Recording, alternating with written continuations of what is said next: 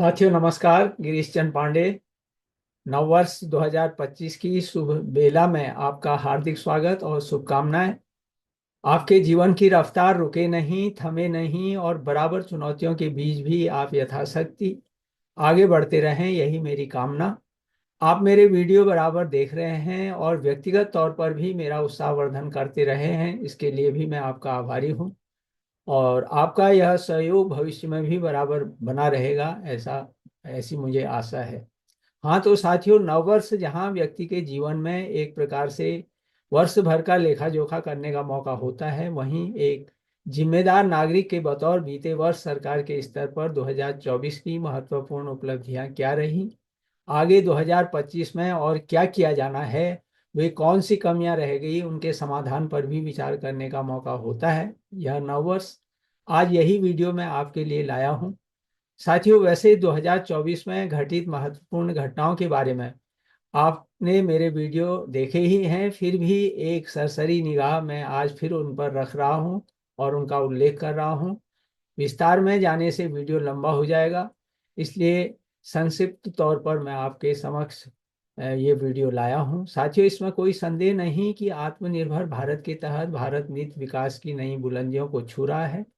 और आत्मनिर्भर भारत के तहत अर्थव्यवस्था है बुनियादी ढांचा, प्रौद्योगिकी संचालित प्रणाली, जीवंत आबादी तथा मांग, यानी सप्लाई चेन। इन 5 बिंदुओं पर सरकार ने जो मुख्य फोकस किया था, उसमें उल्लेखनीय सफलता मिल रही है। अगर अर्थव्यवस्था को हम देखें तो मजबूत विदेशी मुद्रा भंडार और विदेशी निवेश के रिकॉर्ड प्रवाह ने भारतीय अर्थव्यवस्था के लिए एक प्रकार से इंजन का कार्य किया है। भारतीय रिजर्व बैंक के मुताबिक 20 दिसंबर 2020 तक 644,644.39 बिलियन डॉलर था, जो फॉरेक्स था। जबकि सितंबर 2024 में यह 704.89 बिलियन अमेरिकी डॉलर के साथ शिखर पर पहुंच गया था। इस दौरान भारत न केवल विश्व की सबसे तेज बढ़ने वाली अर्थव्यवस्था बना रहा, बल्कि उसकी जीडीपी भी विश्व में पहले स्थान पर रही। 2024 में 2024 में सेंसेक्स और निफ्टी के रिकॉर्ड ऊंचाई पर पहुंचने से भारत का जो वित्तीय बाजार था, वह वैश्विक निवेशकों के लिए आकर्षण का केंद्र बना। निवेश है, उपभोग है और ग्रामीण क्षेत्रों में होने वाले सुधार जो हमने 2024 में देखे हैं, उनके 2025 में भी तेजी आने की उम्मीद है। और देश की अर्थव्यवस्था की जो रीढ़ है, कृषि और किसान, इन दोनों पर ही सरकार ने बराबर ध्यान दिया है। कम जमीन में उच्च उपज देने वाली, जलवायु अनुकूल और जैव सशक्त 65 फसलों की 109 किस्में हाल ही में जारी की गई, जिनमें 34 तो खेती से संबंधित हैं और 27 जो हैं बागवानी फसलें हैं। इससे जहां किसानों की आय बढ़ने के साथ ही उनके लिए उद्यमिता के नए अवसर प्राप्त होंगे, वहीं भारत को कुपोषण मुक्त बनाने में भी सहायता मिलेगी। और टिकाऊ खेती के साथ सस्टेनेबल जो फार्मिंग है, उसके साथ इनका पर्यावरण पर जो है सकारात्मक प्रभाव भी पड़ेगा। भारत को इन कृषि उत्पादों के जो है निर्यात को बढ़ाने में मदद मिलने से जहां किसान की आय में वृद्धि होगी, वहीं देश की अर्थव्यवस्था भी मजबूत होगी। साथियों, सरकार अगले 5 वर्षों में लगभग 2 लाख ग्राम पंचायतों में बहुउद्देशीय प्राथमिक कृषि ऋण सोसाइटी पैक्स की स्थापना भी करेगी। और भारत को मेक इन इंडिया के माध्यम से vocal for local to global में रूपांतरित करने में, यानी उसको परिवर्तित करने में जो है बहुत मदद मिली है। इस कार्यक्रम ने विनिर्माण अवसंरचना है, निवेश है और इनोवेशन है और कौशल विकास, इनमें उल्लेखनीय प्रगति की है। केंद्र सरकार द्वारा 14 क्षेत्रों में उत्पादन से जुड़ी जो प्रोत्साहन योजना है, पीएलआई, उसको शुरू करने के कारण 1,28,000 करोड़ रुपए से अधिक का निवेश हुआ है और 8.5 लाख से अधिक रोजगार के अवसर भी उपलब्ध हुए हैं। इन पहलों के कारण, यानी पहलकदमियों के कारण, इलेक्ट्रॉनिक्स है, स्टील है, फार्मा है और रक्षा विनिर्माण में वृद्धि देखने को मिल रही है। इसके अलावा खिलौनों के निर्यात में भी अगर हम देखें 239% और मोबाइल फोन उत्पादन में 600% की वृद्धि हुई है। वहीं सौर पैनलों और पवन टरबाइनों के उत्पादन में बढ़ोतरी से जो है अक्षय ऊर्जा के प्रति भारत की प्रतिबद्धता जो है प्रदर्शित होती है। साथियों, आत्मनिर्भर भारत के तहत भारत में एक वाइब्रेंट डिफेंस इंडस्ट्री का विकास हुआ है और रक्षा मंत्रालय के अनुसार रक्षा उत्पादन में पिछले वित्तीय वर्ष की तुलना में इस बार जो है 16% से अधिक वृद्धि हुई है। बीते 5-6 सालों में अगर हम देखें, भारत में करीब 1000 नए डिफेंस स्टार्टअप्स जो हैं बन गए हैं और बीते 10 वर्षों में भारत का एक्सपोर्ट भी, डिफेंस एक्सपोर्ट 30 गुना बढ़ा है। आज हम दुनिया के 100 से अधिक देशों को डिफेंस इक्विपमेंट्स जो हैं एक्सपोर्ट कर रहे हैं, निर्यात कर रहे हैं। और अंतरिक्ष में अगर देखें तो इसरो ने अगले 10 वर्षों में वैश्विक अंतरिक्ष अर्थव्यवस्था में अपने योगदान को 3% से बढ़ाकर 10% करना तय किया है। इसी प्रकार भारत का सेमीकंडक्टर बाजार अगर हम लें, 230 तक $100 अरब को पार करने के लिए तैयार है। यह वृद्धि जो है मजबूत मांग और उत्पादन से जुड़ी प्रोत्साहन योजना जैसे सरकारी प्रयासों का परिणाम है। India electronics and semiconductor association और काउंटर पॉइंट रिसर्च की एक रिपोर्ट के अनुसार मोबाइल हैंडसेट और आईटी क्षेत्र जो है 75% से अधिक राजस्व में योगदान देकर बाजार में आज सबसे आगे है। अगर भारत का पर्यटन है, सामान्य पर्यटन ही नहीं, चिकित्सा पर्यटन, मेडिकल टूरिज्म जो है वैश्विक नेता बनने की दिशा में तेजी से बढ़ रहा है और दुनिया भर के जो मरीज हैं भारत की ओर आकर्षित हो रहे हैं। सस्ती और सफल आधुनिक चिकित्सा के साथ साथ आयुर्वेद, योग, प्राकृतिक चिकित्सा, पोषण विज्ञान और बाजरा आधारित चिकित्सा जैसे पारंपरिक भारतीय चिकित्सा पद्धतियां जो हैं विदेशी मरीजों के बीच लोकप्रिय हो रही हैं। इंफ्रास्ट्रक्चर पर अगर हम आए तो प्रधानमंत्री गति शक्ति योजना का यहाँ पर उल्लेख करना चाहूँगा, जिसका उद्देश्य जो है देश के बुनियादी ढांचे में परिवर्तन करना है, जिससे लोगों की आवाजाही और वस्तुओं तथा सेवाओं के लिए निर्बाध यानी बिना बाधा के और कुशल कनेक्टिविटी प्रदान की जा सके। इस योजना में यानी प्रधानमंत्री गति शक्ति योजना में 44 केंद्रीय मंत्रालयों और 36 राज्यों तथा केंद्र शासित प्रदेशों की बुनियादी ढांचा परियोजनाओं और इनके कार्यान्वयन को शामिल किया गया है। इस पहल से विभिन्न मंत्रालयों की 15 लाख करोड़ रुपए से अधिक की जो है 208 बड़ी बुनियादी ढांचा परियोजनाएं जो हैं उनका आकलन किया गया है और एक बड़ी उपलब्धि हासिल हुई है। साथियों, इस योजना के अंतर्गत यानी पीएम गति शक्ति योजना के अंतर्गत जो है लॉजिस्टिक्स नीति का उद्देश्य माल ढुलाई की लागत को कम करना, भारत की लॉजिस्टिक्स परफॉर्मेंस इंडेक्स रैंकिंग को 2030 तक शीर्ष 25 देशों में लाना और डेटा आधारित निर्णय लेने का जो है उसको बढ़ावा देना भी है। जल जीवन मिशन के बारे में अगर कहें तो इसकी शुरुआत के समय केवल 3.23 करोड़ यानी 17% जो है ग्रामीण परिवारों के पास नल से जल का कनेक्शन था। अब इस मिशन के अंतर्गत 6 अक्टूबर 2024 तक की स्थिति अगर हम देखें तो 11.95 करोड़ अतिरिक्त ग्रामीण परिवारों को सफलतापूर्वक नल से जल के कनेक्शन प्रदान किए गए हैं, जिससे इस सुविधा से लाभान्वित परिवारों की अगर हम कुल संख्या देखें तो अब 15.19 करोड़ से अधिक पहुंच गई है, जो भारत के सभी ग्रामीण परिवारों का 78% के आसपास है। आत्मनिर्भर भारत के तीसरे महत्वपूर्ण स्तंभ में 21वीं सदी की प्रौद्योगिकी संचालित व्यवस्थाओं पर फोकस किया गया था और उसी के अनुरूप भारत की डिजिटल अर्थव्यवस्था जो है 2026 तक देश के सकल घरेलू उत्पाद यानी जीडीपी का 5वां हिस्सा 20% बनने की ओर अग्रसर है, जो अभी 10% है। वर्ष 2025 तक भारत में डिजिटल इकोनॉमी के $1 ट्रिलियन तक पहुंचने की आशा है। जनधन है, आधार है और मोबाइल, इनके तहत जो खाते खोले गए हैं उनमें 2.32 लाख करोड़ रुपए से ज़्यादा रकम जमा है।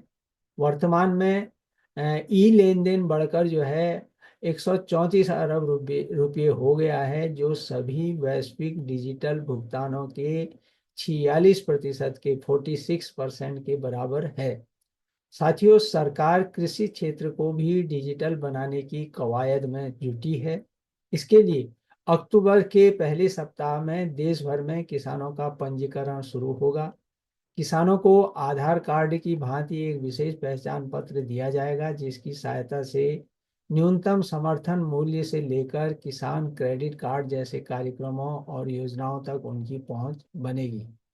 जहां तक जीवंत आबादी का प्रश्न है, वाइब्रेंट जो पॉपुलेशन है, देश के जनसांख्यिकी लाभांश डेमोग्राफी डिविडेंड का समुचित दोहन करने और 5 साल में 21 से 24 साल के ऐसे 1 करोड़ युवाओं के लिए जो पूर्णकालिक नौकरी और पढ़ाई नहीं कर रहे हैं, उन्हें रोजगार के काबिल बनाने के मकसद से पायलट आधार पर जो है 1 साल के लिए प्रधानमंत्री इंटर्नशिप योजना शुरू की गई है।